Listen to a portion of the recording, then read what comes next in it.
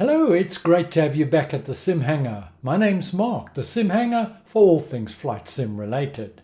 With the upcoming release of Microsoft Flight Simulator 2020, it's certainly causing a stir in the market.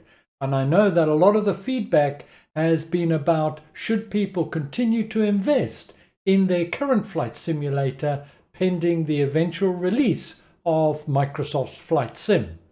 Well, for me at least, I'm going to continue to invest, but I am mindful and cautious in terms of how much I'm going to spend. With this in mind, today, well, we've got a double bill.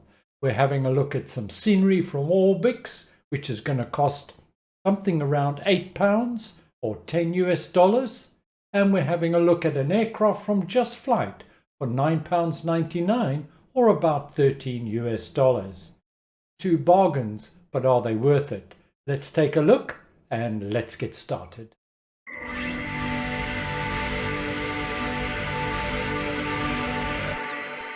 For this video, we're in prepared version 4.5. Hotfix 2 has been applied, and the aircraft is the Robin DR400 from Just Flight, and the scenery from ORBX is Alderney. If you'd like to see more from SimHanger, don't forget to hit the subscribe button and tap the bell for future notifications. Alderney forms part of the UK's Channel Islands and is the one closest to the French coast, about 10 miles, and about 20 miles or 30 kilometres from Guernsey. Occupying only 3 square miles, it's got one town, St Anne's, and one airport. Alderney scenery is available from the ORBX website or via ORBX Central.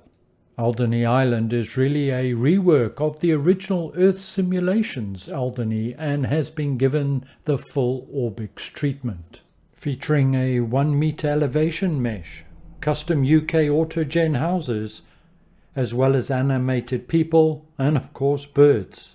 Alderney is well known for the large groupings of gannets and puffins that nest on and around the island. Like most of the Channel Islands, it's characterized by sheer cliffs broken by stretches of sandy beaches.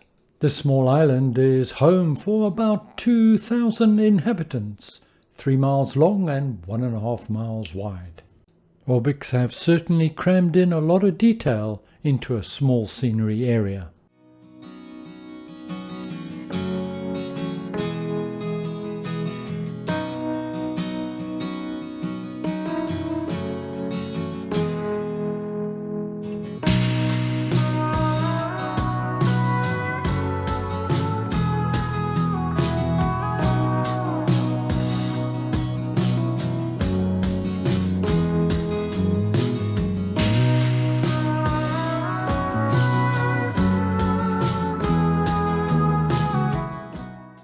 Alderney Airport, Echo Golf Juliet Alpha, features one main runway, 0826.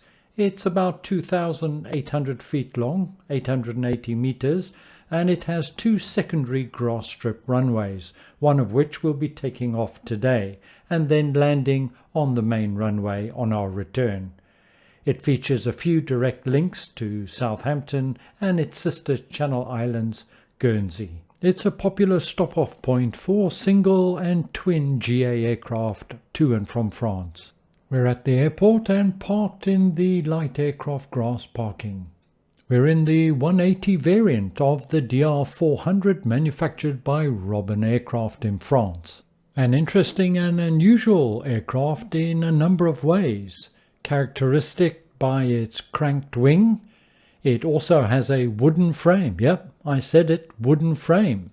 It has no doors but a pullover canopy which allows you to enter and exit the cockpit. Now superseded by the DR401, it's been a very popular aircraft with 1,350 manufactured. Available from Just Flight, it's been especially priced at $9.99 to catch attention, and it's certainly done that. This aircraft has a Lycoming 4-cylinder air-cooled piston engine, range 685 nautical miles at a cruise of 140 knots indicated. Despite being at a lower price, the DR400 features nearly all the same features as one would find in their standard aircraft such as the Piper Arrow 3. Let's now open the canopy. Turn the knob there and slide it forward. The aircraft has a full set of IFR and VFR instrumentation as well as an autopilot. It also offers compatibility with the GTN series. The DR400 comes in a wide variety of liveries, of which this is just a sample. Okay, let's jump into the cockpit. Straight away, a couple of things that may surprise you in addition to the Link dual throttles. There's no yoke. It's a center control stick, and that will control your elevators and your ailerons. In addition, the traditional rocker switches aren't found here. Instead, it's the circuit breakers, and by pressing in the circuit breakers, that makes the contact. The red buttons below break the contact and pop out the circuit breaker. Another interesting aspect is the master switch. It's a push in to make contact and pull out to switch off. That's the mixture control in yellow, and the white knob is carb heat.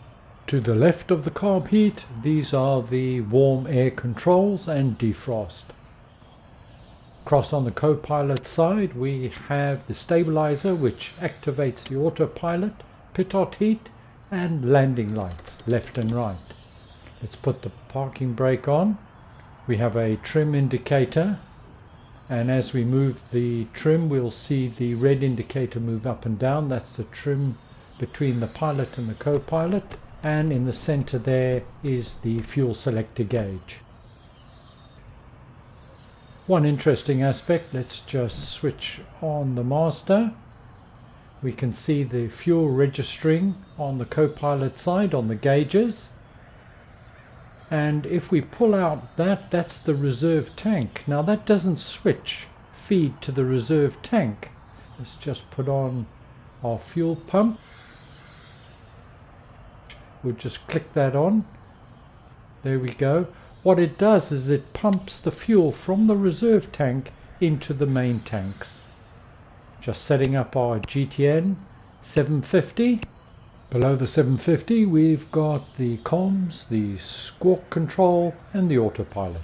The cockpit is fairly clean, but you can see it's got lots of finger marks and scratches and little dents on it, showing some use. The Robin DR400 is not a large aircraft, not that much room, but it's a four-seater. Well, it's about time we're getting on our way. Let's close the canopy. There we go. Let's just take a minute to familiarize ourselves with the menus. The little arrow at the top, click on that and we're presented with a couple of menu options. The first one is the auto start or auto switch off. Nice sounds. Second one is a checklist. Now it's not interactive in as much as if you click on something that function is carried out, but you can click them once you've carried out the function so that it's a reference for yourself. In addition to the pre-flight checklist, it runs through all the checklists including before start, taxiing, climbing, descent, etc. The third one is a flight computer, a quick reference in terms of fuel burn, and the last item is for hand and manual towing of the aircraft. You can close the menu by clicking on the close box option. There are also a number of options available from the main menu. Click on add-ons, just flight DR400, and you're presented with various selections. You're cold and dark and ready for takeoff, very much like the main menu. Auto fuel selector, so you don't have to choose which tank, it does it for you. You can toggle GPS mode, and engine management will allow you to have vapor lock enabled and so on. In-flight options are available by clicking on the music breaker, and that will bring up oil, fuel, etc. quantities, as well as allowing you to recharge your battery if you've left your master on without the engine running or the alternator on. Clicking the breaker again will close the menu. Well, it's a fairly nice day, so I've got the canopy open. Let's just do the checks. Flaps are up, handbrake is on, circuit breakers where they should be, pre-flight is done, Master switch now coming on. Fuel tank selector to rear. That's right. And fuel pump on. Mixture all the way in, fully rich. Just crack the throttle about 20-25% and magneto to left for start and press the start button. And there we go. GPS coming alive. Just checking the revs, expecting it to build up to about 1200 thereabouts. Just coming up on 11, 12, that's looking just about right. RPM has settled, so now alternator on, pushing the circuit breaker. There we go. Nav lights and taxi lights are on.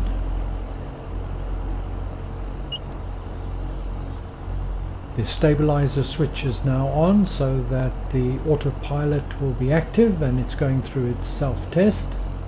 Now checking the trim, make sure it's in the neutral position for takeoff. And setting up the GPS. We're not going to put in a flight plan today as we're only going to do a quick circuit. Handbrake off and let's taxi to grass runway 21. We'll hold short of the runway and do our pre-flight checks before departure.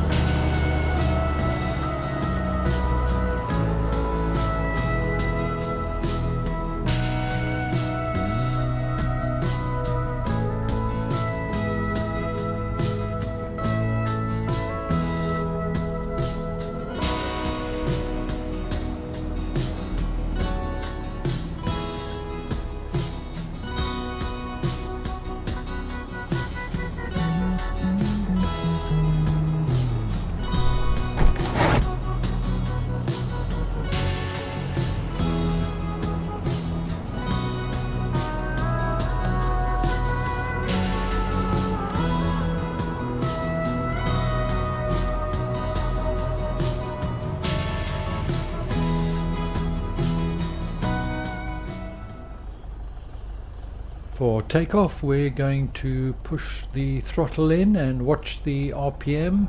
On the co-pilot side, we're looking for about 2000 RPM before releasing the brakes for takeoff and then throttle in full. 16, 17, coming up on the 20. There we go, about 20, release the brakes and throttle all the way in.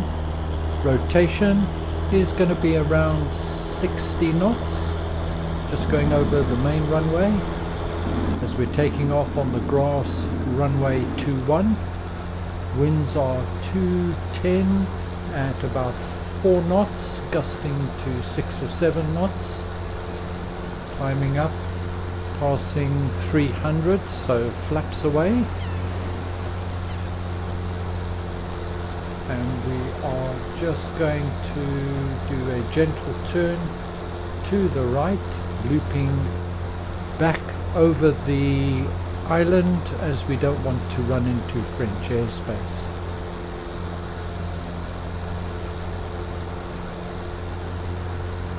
She's very responsive to input. She's flying really quite nicely. I can feel the wind just tug at it here and there. This aircraft is really quite well modelled, right down to the ribbing showing through on the wings.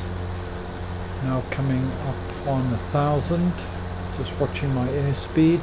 It's coming a little bit back on the throttle. Landing lights can come off now, and fuel pump off. I'm going to climb to about 2,000 feet. We want to give the autopilot a try. So I'm going to be setting it on heading, and I'm going to be using the alt hold. So we'll just dial in the heading here to send us back up the island. Oop, wrong way. Here we go, heading. And I'm going to look for something close to 2,000, don't have to be too exact. Coming back a little bit on the throttle.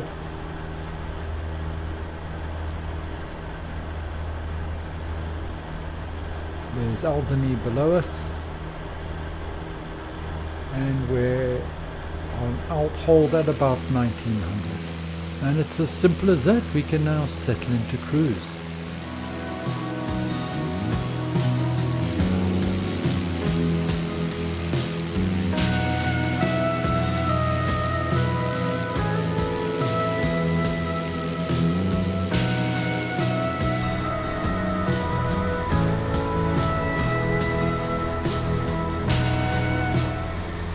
I'm just going to disengage the autopilot, alt and heading off, and let's see how she responds to inputs. First of all, I'm just going to try the rudder. Yeah, she's reacting quite nicely to that. Just watch the altitude, nose dipping down, and now just trying some slips. A slip is opposite aileron and rudder and often used to lose height quickly. Yeah, that seems okay. And now what we're going to do is we're going to try a stall. Just make sure I've got enough speed. Altitude's 2,000 feet, so I should be okay there. And we're going to start to lift the nose gently and then increase that. I just want to build up my speed a little bit more. That's about it. And now we will start to pull up and increase the rate of climb until we get a stall and see how she reacts. Speed starting to drop off, increasing the pull up now, speed falling away very quickly. A little bit of vibration in the cockpit. She's now stalling, falling away, nose coming down. She's tilting a little bit to the right, not too much, and a fairly straightforward recovery. We're now on our upwind leg. We're flying a pattern around the island before a final approach, runway 26.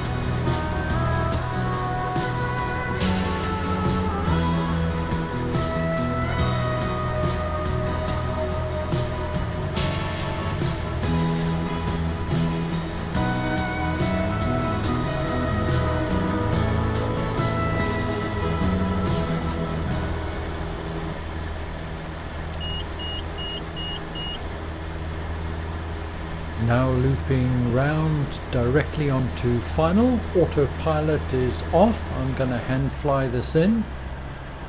One eye on my speed. I've pulled back on the throttles. Need to slow down. I need to get down into the white area in order to apply flaps. There we are. Flap one notch up. Speed will start to drop off now. Pull back a little bit more.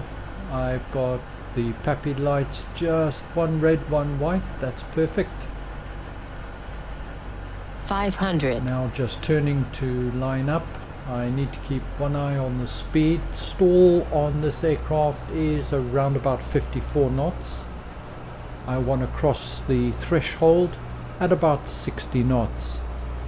I can really feel the crosswind on this aircraft. I need to add a bit more speed. It gets very sloppy at slow speeds, very slow to react.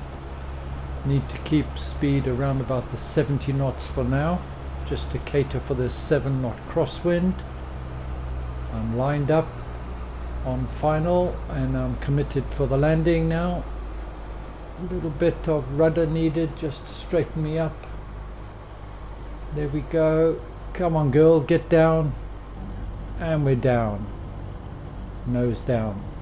Not applying much brake, letting it run out, lose some of its speed before applying manual brakes towards the end. I'm then going to turn round and head on back to the terminal.